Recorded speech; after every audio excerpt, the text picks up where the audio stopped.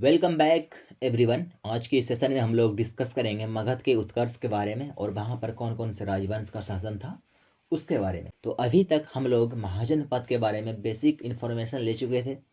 हम लोगों ने देखा कि लिच्छवी, मगध और अंग महाजनपद जो कहाँ पर था, बिहार में था। ठीक है, तो उसमें से एक जो महाजनपद है मगध, उसका उत्कर्ष देखेंगे ये किस तरह से अपने आप को एक्सपैंड करना शुरू करेगा और बाद में जाके जितने सारे महाजनपद है सबको अपने अंदर ले लेगा। इसके अंदर में, मगध के अंदर में अफगानिस्तान, आज का जो अफगानिस्तान, पाकिस्तान, इंडिया, बांग्लादेश, ये सारे के सारे क्षेत्र इसके अंदर में आते थे उस समय पर, अशोका के टाइम पे।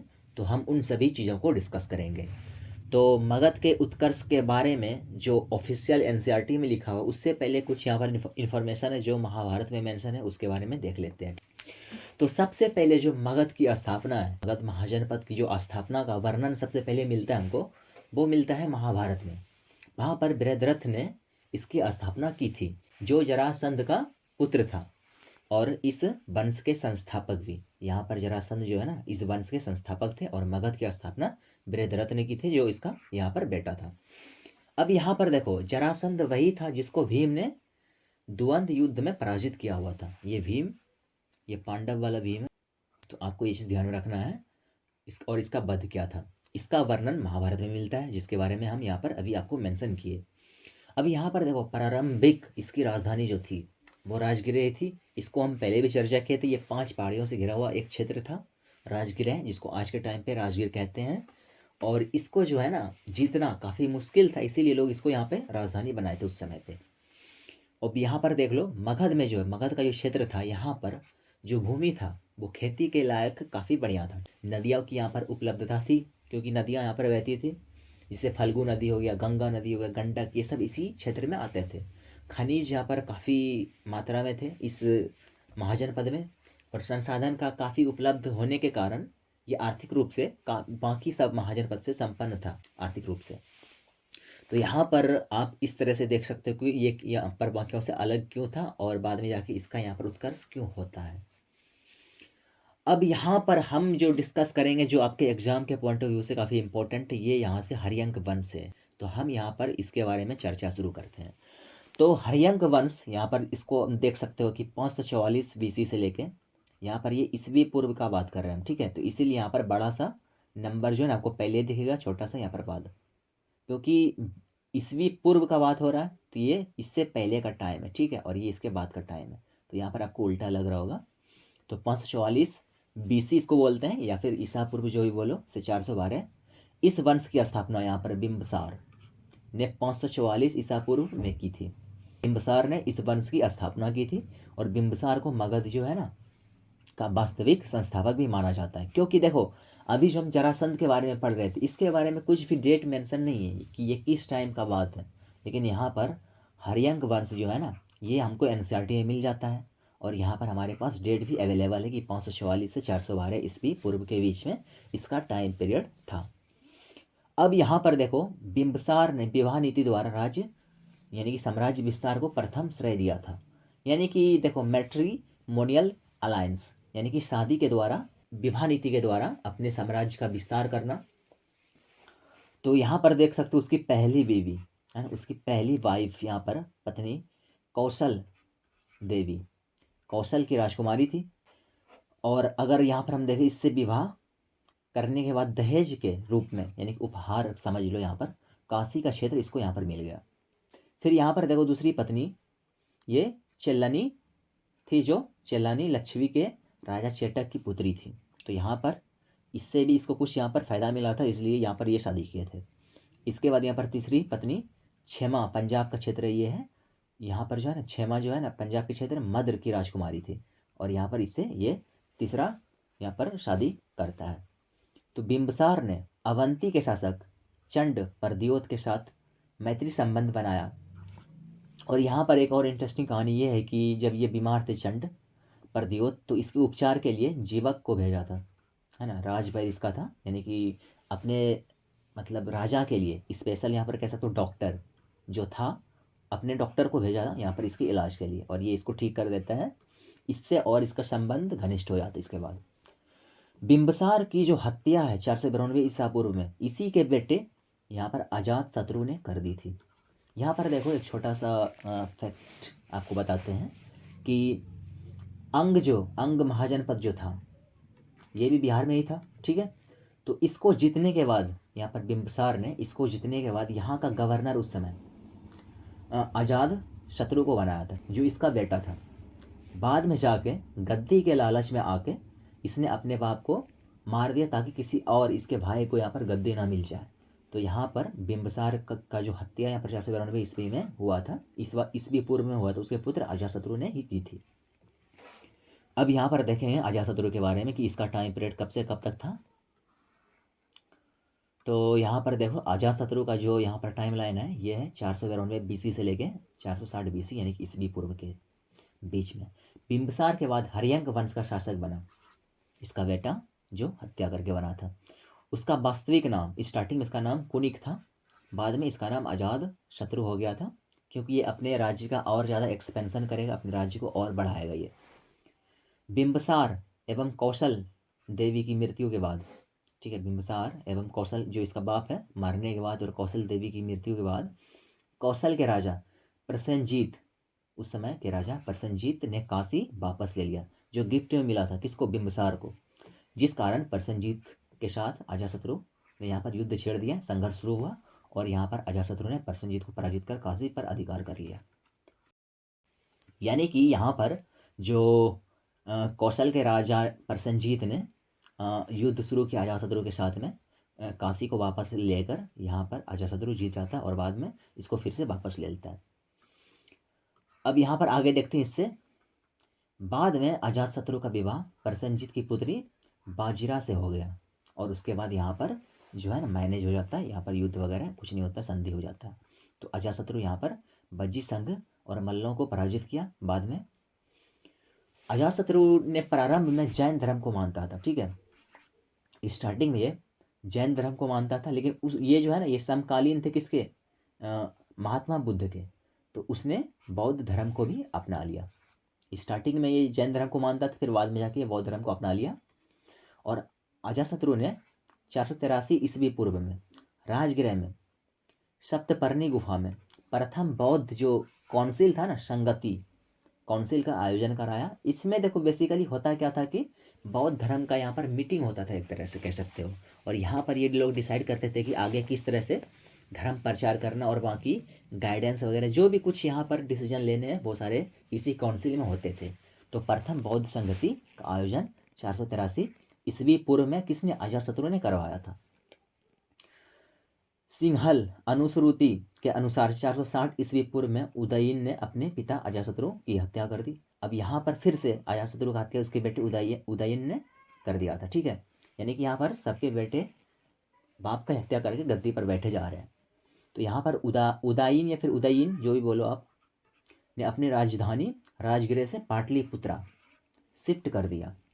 तो यहाँ पर पाटलिपुत्रा और अभी इसका प्रेजेंट में नाम है पटना, ठीक है। तो पटना का पहले इस एरिया का नाम था पाटलिपुत्रा।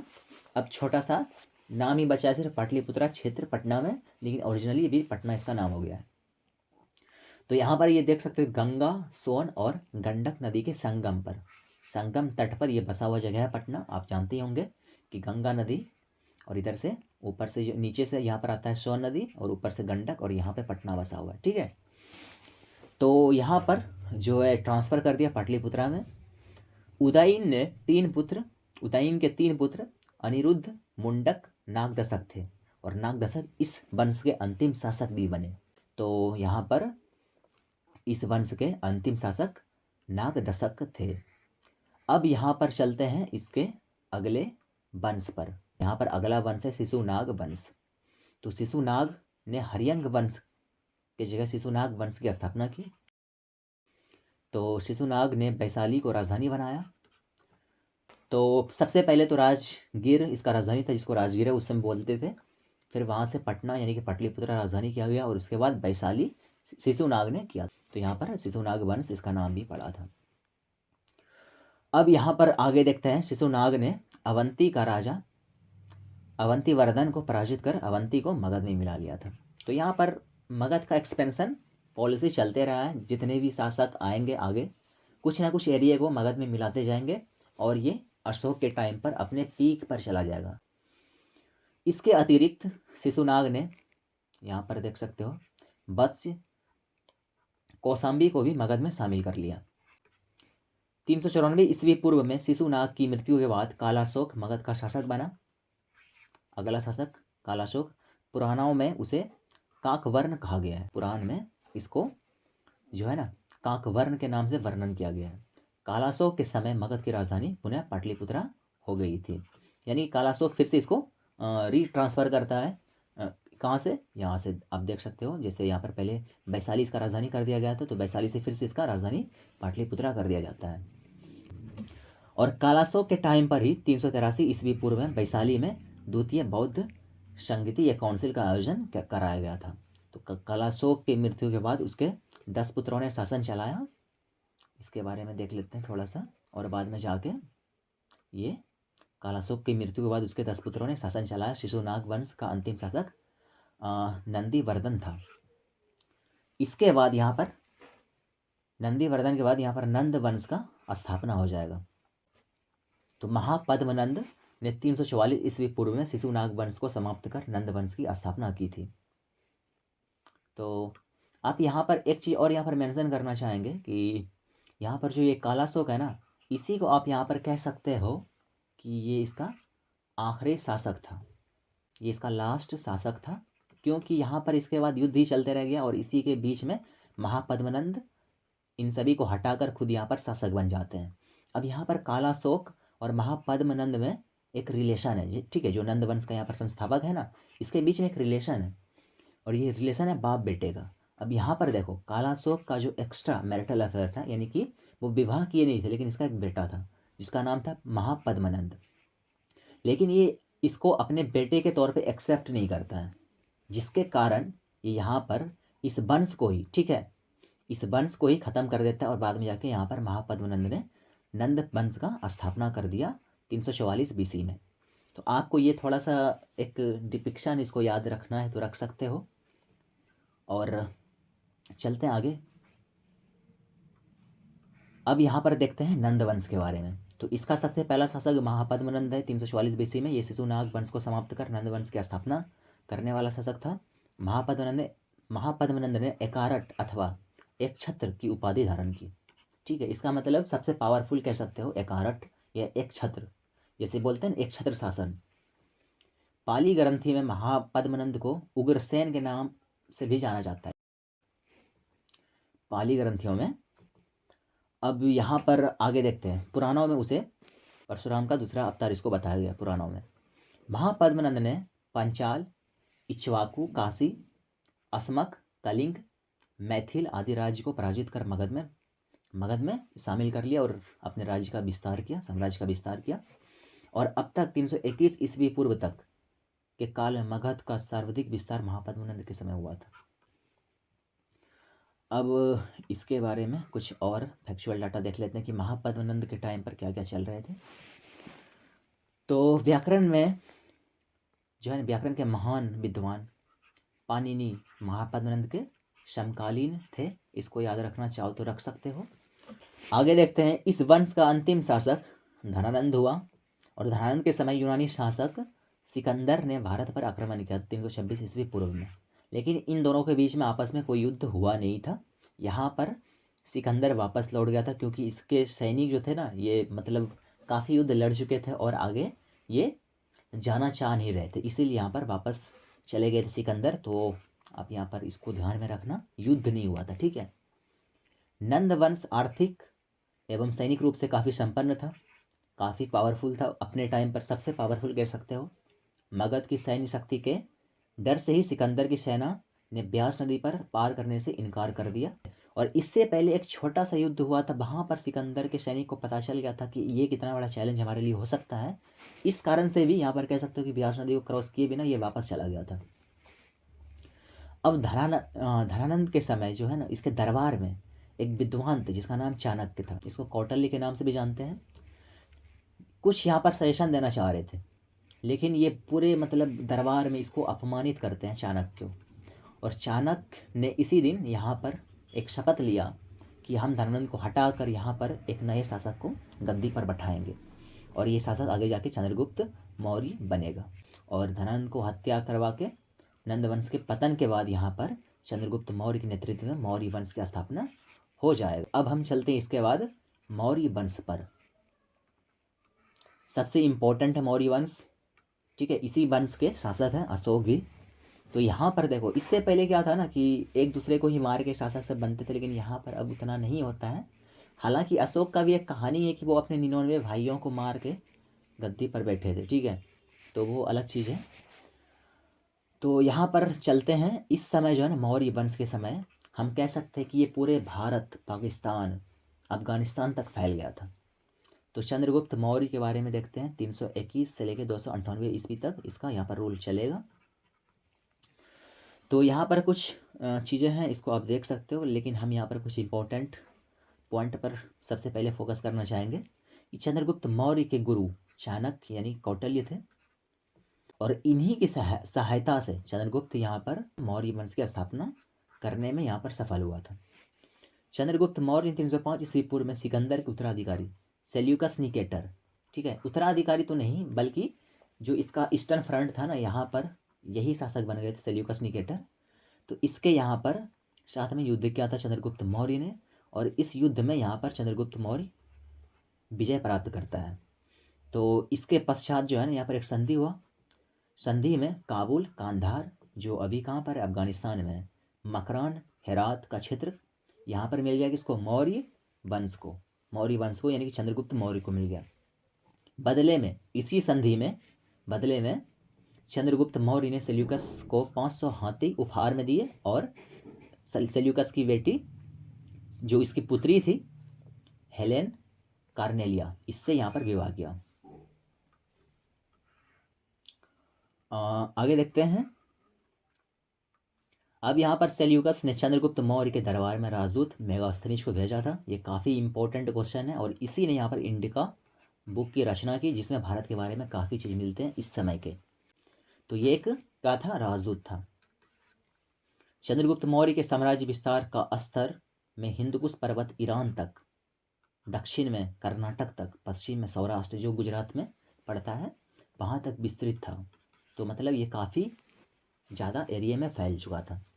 चंद्रगुप्त मौर्य के शासन के अंतिम वर्षों में मगध में 12 वर्षों का भीषण अकाल यहाँ पर पड़ा। 12 वर्षों का भीषण अकाल पड़ा। चंद्रगुप्त मौर्य अपनी राजगद्दी त्याग कर यहाँ पर देखो सरवनबेलगोला कर्नाटक में है, चंद्रगिरी पर्वत में पर तपस्या करने चले गए। और चंद्रगुप्त मौर्य जैन धर्म को मानता था।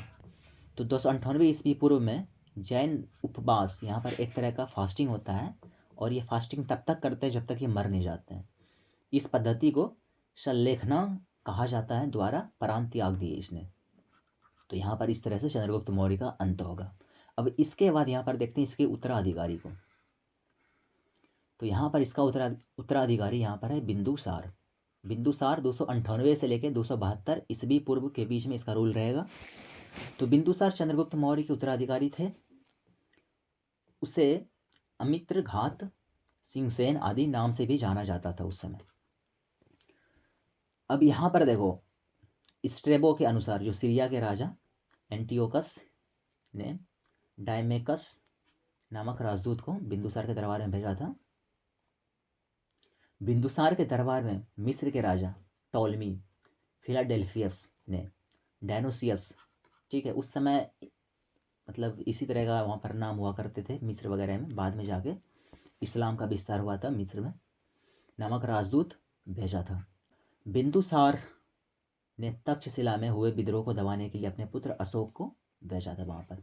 अब इसके बाद जो है यहाँ पर एक इम्पोर्टेंट 4 ईयर का, ठीक है, यानी कि 4 साल का सिविल वॉर चलता है मौर्यन साम्राज्य में, और 4 साल तक चलेगा कि कौन अगला शासक बनेगा। तो यहाँ पर देख सकते हो कि 272 में यहाँ पर ये इसका अंत होगा बिंदुसार का। उसके बाद यहाँ पर अशोक 269 में बनेगा, यानी कि बीच में 4 साल का गैप है। तो इसको यहाँ पर देख लेते हैं कि यहाँ पर जो है ना सिविल वॉर चलता है, यानी कि गृह युद्ध। इसमें यहाँ पर अशोक विजय होके आता है और राजगद्दी पर बैठता है। तो बिंदुसार की मृत्यु के 4 वर्षों के बाद अशोक मौर्य वंश की गद्दी पर बैठा। इससे पूर्व वह उज्जैन का राज्यपाल यानी गवर्नर था, क्योंकि राजा हर जगह हर क्षेत्र को गवर्न नहीं कर सकता। गवर्नर राजा के अंदर में होते थे, तो उज्जैन का गवर्नर उस समय अशोक था, फिर बाद में जाके जाके ये सम्राट बनेगा। पुराणों में अशोक को अशोक वर्धन कहा गया है। मास्की एवं गुर्जरा के अभिलेख में उसे अशोक कहा गया है। सिंहल अनुश्रुतियों यानी कि बौद्ध ग्रंथों के अनुसार यहाँ पर देख सकते हो, अशोक ने अपने 99 ठीक है 99 भाइयों की हत्या कर गद्दी प्राप्त की थी। ये मतलब हर जगह ये चीज़ नहीं लिखा हुआ है, ठीक है, हर जगह ये बौद्ध ग्रंथ में लिखा हुआ है, हालांकि अन्य स्रोतों से इसकी पुष्टि नहीं होती है। अशोक ने अपने शासन के 9वें वर्ष में कलिंग युद्ध, ठीक है, कलिंग युद्ध 261 ईस्वी पूर्व में किया था, और इस युद्ध के दौरान, ठीक है, लगभग 1 लाख सैनिक यहाँ पर मरे थे, और इसका जो है ना खून से पूरा नदी, जिस नदी के तट पर ये युद्ध लड़ा गया था, पूरे नदी का पानी लाल हो गया था, जिसको देख कर जो है ना यहाँ पर एक्सपेंशन का जो नीति था इसका, यानी कि साम्राज्यवादी नीति, इसको यहाँ पर त्याग करिए, बाद में बौद्ध धर्म को अपना लेगा। क्योंकि इसके यहाँ पर जो पिताजी थे वो जैन धर्म को, यानी कि इसके पूर्वज जैसे कि चंद्रगुप्त मौर्य जैन धर्म को मानते थे, लेकिन यहाँ पर अशोक जो है ना बौद्ध धर्म को अपना लेंगे, तो यहाँ पर कलिंग को अपने मगध में शामिल कर लेता है। अशोक के 13वें शिलालेख में कलिंग युद्ध का वर्णन किया गया है। शिलालेख वही होते हैं जहाँ पर जैसे पत्थर या फिर लोहे पर जो है ना लिखा हुआ चीज़ों को शिलालेख कहते हैं। तो 13वें शिलालेख में कलिंग युद्ध का वर्णन किया गया है। कलिंग युद्ध के बाद अशोक ने बौद्ध धर्म को अपनाया। उससे पूर्व वह शैव धर्म को मानता था। अब यहाँ पर इसके कुछ इंपॉर्टेंट है कि 9वें 10वें वर्ष में 12वें वर्ष में ये कौन कौन से इसे इंपॉर्टेंट इसका देख लो यहाँ पर। जैसे जब ये शासन में आए, ठीक है, जब ये पावर में आए थे 269 में, तो उस समय से यहाँ पर 9वें वर्ष में कलिंग का युद्ध लड़ा था। 10वें वर्ष में बोध गया का यात्रा किया था, ठीक है, जहाँ पर गौतम बुद्ध को ज्ञान की प्राप्ति हुई थी। ये वही जगह बोध गया, फल्गु नदी के तट पर इसका यहाँ पर लोकेशन है बोध गया का। बाकी से यहाँ पर उतना याद रख सकते हो, ठीक है, लेकिन उतना इम्पोर्टेंट नहीं है। अब यहाँ पर हम चलते हैं आगे। अशोक ने बौद्ध धर्म के प्रचार के लिए अपने पुत्र महेंद्र और पुत्री संघमित्रा को श्रीलंका भेजा था। बौद्ध धर्म के प्रचार प्रसार के लिए महेंद्र और अपनी पुत्री संघमित्रा को श्रीलंका भेजा था। अशोक ने तीसरा बौद्ध संगति का आयोजन किया था, ठीक है, पहला दूसरा तो उसी समय हुआ था। अब यहाँ पर तीसरा जो काउंसिल था बौद्ध धर्म का, ये आयोजन पाटलिपुत्रा में करवाया गया। इस समय पाटलिपुत्रा ही राजधानी था, तो यहाँ पर काउंसिल का आयोजन किया था। अशोक ने लगभग 37 वर्षों तक शासन किया था, और 232 में इसका मृत्यु होने के बाद अशोक के बाद उसके 10 उत्तराधिकारी बने, और इसमें जो लास्ट थे ये थे बृहद्रथ, और इसी को बाद में जाके मार के जो है ना शुंगा वंश का स्थापना हो जाएगा। तो ये था यहाँ पर मौर्य वंश का अंत इस तरह से होगा। तो पुष्यमित्र शुंगा जो है ये इसी के सेनापति थे, और वही इसको मार के खुद यहाँ पर शुंगा वंश की स्थापना करेंगे। तो यहाँ पर देख सकते हो मौर्य वंश का शासनकाल 137 वर्षों तक चला था। तो इस तरह से यहाँ पर हम कह सकते हैं कि ये था मगध में जो है ना मगध का उत्कर्ष, और यहाँ पर डिक्लाइन, और इसका मतलब खात्मा कह सकते हो। इसके बाद यहाँ पर शुंगा वंश आएगा, फिर छोटे छोटे राज्य में टूटेगा, फिर गुप्ता वंश वगैरह आएंगे। उसके बारे में हम अगले सेशन में चर्चा करेंगे। तब तक के लिए आज की वीडियो को यहीं पे समाप्त करते हैं।